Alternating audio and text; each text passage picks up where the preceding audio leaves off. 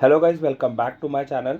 जैसा कि आप सब जानते हैं, आने वाली 13 तारीख को आपका junior court assistant honourable supreme court of India का एग्ज़ाम होना है और उसमें अराउंड 40% जो आपका क्वेश्चन आएंगे वो इंग्लिश से आएंगे। तो इसके पर्सपेक्टिव में आपके जो इंग्लिश के ग्रामर रूल्स हैं बहुत इंपॉर्टेंट हो जाते हैं। क्यों?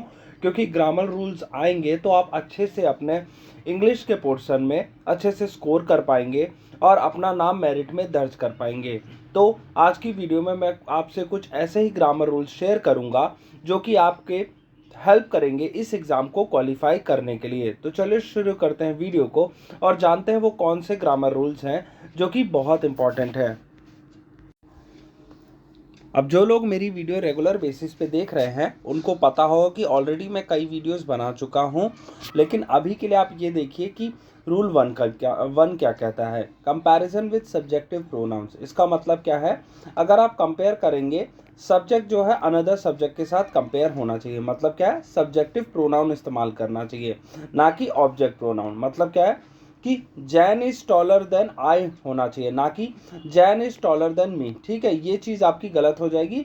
जैनीज is taller than Jani's is taller than I. ठीक है, फिर आपका इसी में है Devika is as honest as he is, ना कि Devika is as honest as him. ठीक है, यहाँ पे सब्जेक्टिव हो गया, ना कि ऑब्जेक्टिव। ठीक है, अब इसमें अगर हम एग्जाम्पल के तौर पे समझे, Michael is smarter than I होगा। ठीक है, आई क्यों होगा? क्योंकि वही मैंने अभी थोड़ी देर पहले आपको एक चीज़ बताई कि सब्जेक्टिव प्रोनाउन इस्तेमाल किया जाएगा। ठीक है, नेक्स्ट है rule 2, avoid not with until and unless. Do not use not with until or unless because these words already contain a convey a negative meaning। मतलब क्या है? until and unless खुद ही में नेगेटिव मीनिंग कन्वे करते हैं, तो इसके साथ नॉट इस्तेमाल नहीं करना है।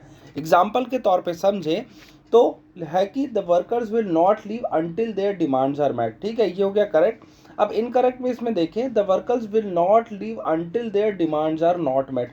देखिए, अंटिल यहाँ पे भी आ गया और फिर नॉट यहाँ पे, दो नेगेटिव हो गया, तो दो नेगेटिव नेगेटिव पॉजिटिव हो जाता है, जो कि हमारी जो मीनिंग को गलत साबित कर देता है। सो इट्स बेटर या फिर so it's correct to use to use not with until. ठीक है, अब उसके बाद the meeting will not begin until everyone is present. ठीक है, इज नॉट प्रेजेंट यहाँ गलत हो जाएगा। अब नेक्स्ट आपका क्वेश्चन थर्ड है, question tag should be opposite in polarity.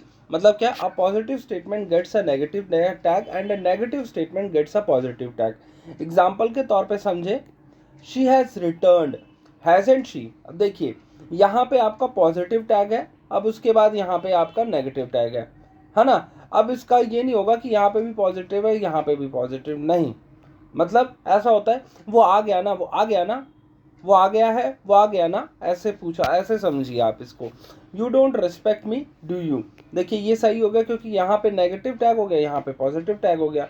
But वहीं अगर दोनों ही जगह नेगेटिव नेगेटिव हो जाएगा तो it will B A correct answer आपका। ठीक है, दे completed the project, didn't they.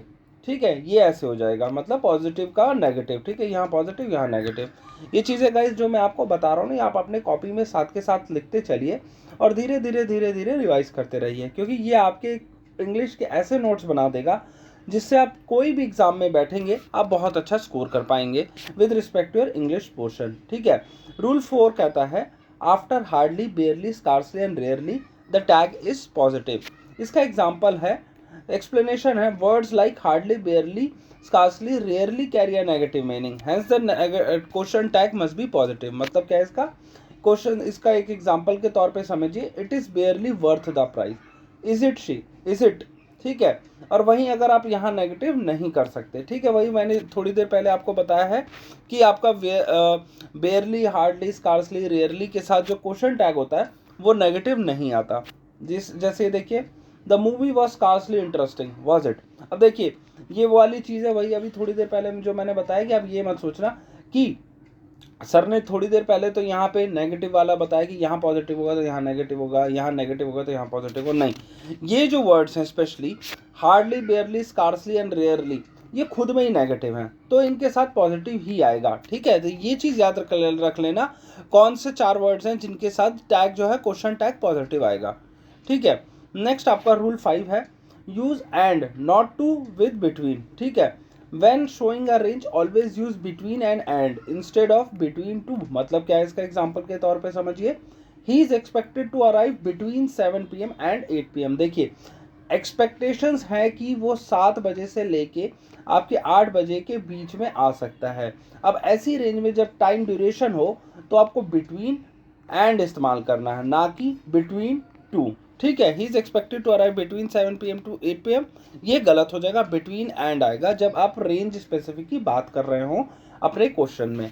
इसको एक और एग्जांपल से समझिए, the shop is open between 9 AM and 5 PM। ठीक है, ये होगी रेंज आपकी। So it's better to use and here rather than to.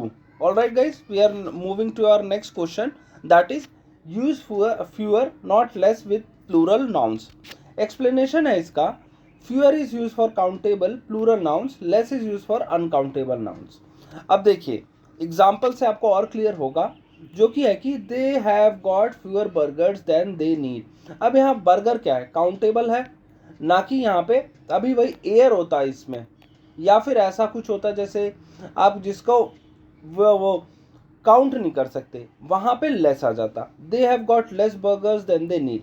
Less यहाँ इसलिए नहीं आया क्योंकि ये एक बर्गर जो है काउंटेबल नाउन है। ठीक है गाइस, ये बात हो गई clear. There were mistakes in the report than were expected. अब यहाँ फ्यूअर इसलिए आया क्योंकि देखिए मिस्टेक्स तो आप गिन सकते हैं कि एक पेपर में एक गलती हुई, 2 गलती हुई, 3 गलती हुई, 4 गलती हुई।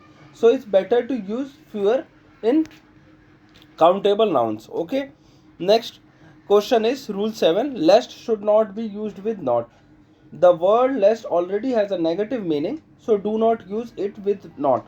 मतलब क्या, lest एक ऑलरेडी नेगेटिव वर्ड है, उसके साथ not जोड़ के और नेगेटिव ना बनाए, वो नेगेटिव नेगेटिव पॉजिटिव हो जाएगा। इसमें the correct helping verb after lest is usually should, it can sometimes be omitted. मतलब क्या है, जो हेल्पिंग वर्ब लेस्ट के साथ आती है वो शुड होती है, however in some times it can be omitted. For example, think carefully lest you commit a mistake. Think carefully lest you should not commit a mistake. देखिए यहाँ पे शुड की एज सच यूज नहीं है, वो superfluous हो जाएगा। But जो मैं आपको चीज़ दिखा रहा हूँ नॉट और लेस्ट में, ये दोनों एक साथ नहीं आते। ठीक है, आपको लेस्ट ही डालना है, think carefully lest you commit a mistake. Example के तौर पे समझिए, be vigilant lest you miss an important detail. ठीक है, so it's better to use lest and not use together lest and not. Okay, next rule 8 is no sooner than, after no sooner use than not when. ठीक है, समझिए इसका, no sooner के साथ then आता है, ना कि वेन आता है। मतलब no sooner had we started studying than there was an interruption. मतलब क्या है, जैसे ही हमने पढ़ना चालू किया एक इंटरप्शन हो गई। No sooner had we started studying when there was an interruption, when will be incorrect here. Okay, now next है रूल 9 आपका, both of constructed uses a positive plural verb. मतलब क्या है, after both of use a positive plural verb. मतलब क्या है, avoid negative structures with both. Both के साथ आप नेगेटिव स्ट्रक्चर अवॉइड करेंगे और उसके बाद प्लूरल वर्ब ही इस्तेमाल किया जाएगा बोथ ऑफ के साथ। Both of these options are wrong. ठीक है, ये एक करेक्ट ऑप्शन है आपका। वहीं अगर आप ऐसे लिख देते both of these options are not correct, then it will be your wrong attempt. मतलब क्या है, यहाँ नॉट नहीं आएगा बोथ ऑफ के साथ। ठीक है, नेक्स्ट एक और क्वेश्चन से हम एक और ऑप्शन से ये समझ लेते हैं एग्जाम्पल से। Both of them are unaware of what happened. Both of them are not unaware, not aware, sorry unaware नहीं, आर नॉट अवेयर। यहाँ पे नॉट नहीं आएगा बोथ ऑफ के साथ। ठीक है, सैम्पल क्वेश्चन में अगर हम प्रैक्टिस करें, बोथ ऑफ द सैम्पल्स, अभी मैंने थोड़ी देर पहले आपको एक चीज़ बताई, बोथ ऑफ के साथ पहले तो नॉट नहीं आता और एक और चीज़ बताइए क्या है वो है आपकी प्लूरल वर्ब आता है। So it's better to use both of the answers are acceptable. Okay guys, now we are going to discuss our last question, that is no या फिर no and after kind of sort of type of। मतलब क्या है, do not use an article a or an after kind of sort of type of। ठीक है, इन चारों के साथ, इन तीनों के साथ आपका आर्टिकल a और an नहीं आता।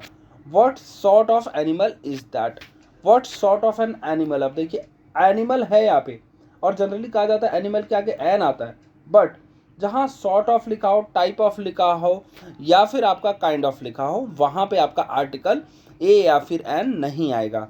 नेक्स्ट क्वेश्चन से और क्लियर हो जाएगा। नेक्स्ट ऑप्शन से आपका shark is a type of animal, shark is a type of a fish, ठीक है। तो आपका ए यहाँ पे गलत होगा, shark is a type of fish हो जाएगा, ठीक है।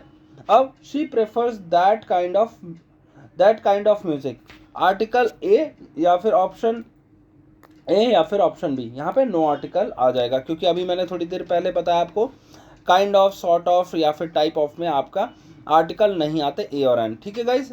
ये हो गए आपके टोटल 10 ग्रामेटिकल रूल्स जो कि आपके लिए बहुत इंपॉर्टेंट है अगर आप अच्छे से जेसीए के एग्ज़ाम को क्वालिफाई करना चाहते हैं। तो नेक्स्ट वीडियो में ऐसे ही मिलेंगे जहां मैं आपसे डिस्कस करूंगा important grammatical rules with respect to your JCA exam. ये था आज का मेरी तरफ से वीडियो। अगर आपको मेरे द्वारा दी गई जानकारी पसंद आई हो तो प्लीज़ इस वीडियो को लाइक कर देना और चैनल को सब्सक्राइब जरूर कर लेना, क्योंकि जेसीए के रिगार्ड में ऐसे ही इंफॉर्मेटिव कंटेंट मैं आपके लिए रेगुलर बेसिस पे लाता रहता हूँ। ये था आज का मेरी तरफ से video. Thank you for watching.